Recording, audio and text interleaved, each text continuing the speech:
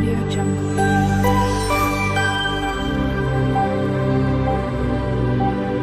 Audio Jungle. Hello everyone, જય શ્રી કૃષ્ણ. મારી ચેનલમાં તમારું સ્વાગત છે. આજે હું પાણીપુરીનું પેલું જે ગ્રીન પાણી આવે છે એની રેસીપી શેર કરવાની છું. તો એની અંદર જોશે આપણને આ 2 મુઠ્ઠી જેટલા ધાણા છે, લીલા ધાણા, ને આ એક વાટકી જેટલો ફુદીનો છે. ફુદીનો તમને વધારે નાખવો હોય તો વધારે તમે નાખી શકો, પણ એનાથી પાણી થોડુંક કડવાશ જેવું લાગશે, એટલે થોડો 1 મુઠ્ઠી જેટલું નાખું છું અંદર.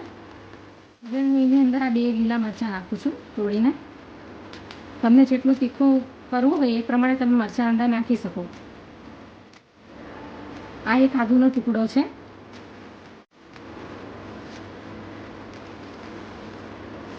થોડુંક અંદર પાણી નાખી દઉં છું જેથી બરાબર પીસાઈ જાય.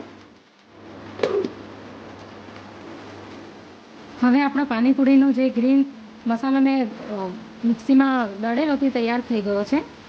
એને આપણે હવે આ બાઉલમાં કાઢી લઈએ. હવે આપણે એમાં જરૂર પ્રમાણે પાણી રેડી દઈશું. હવે એની અંદર આપણે આ થોડાક મસાલા નાખી દઈએ. આ સ્વાદ અનુસાર આ વ્હાઈટ મીઠું છે, આ બ્લેક સોલ્ટ છે, સંચળ મીઠું, આ મરી પાવડર છે 1 ચમચી જેટલો, આ જીરા પાવડર છે, આ પાણીપુરીનો જે તૈયાર મસાલો આવે છે તે છે, એ 1 ચમચી મેં લીધો છે. હવે આ લીંબુ એડ કરી દઉં છું અંદર, લીંબુનો રસ.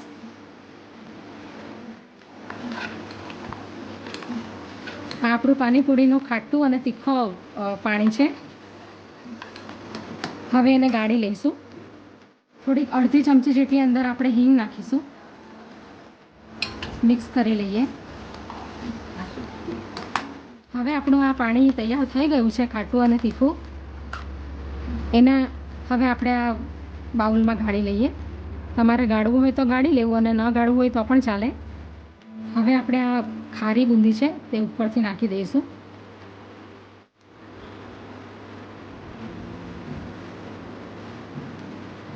હવે આપણે એમાં આ બરફના ક્યુબ નાખી દઈએ.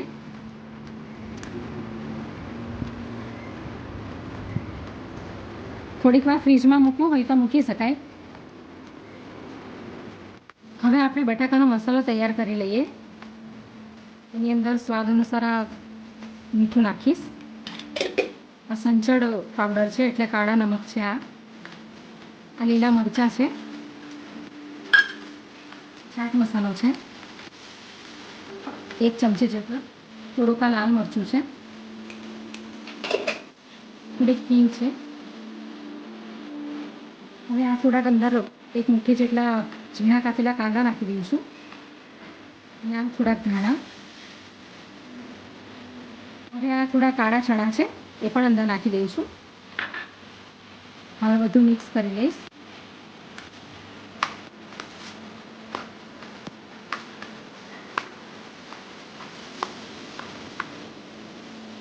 આપણું આ પાણીપુરીનું ગ્રીન પાણી ખાટું અને તીખું, અને એની સાથે આ બટાકાનું સ્ટફિંગ.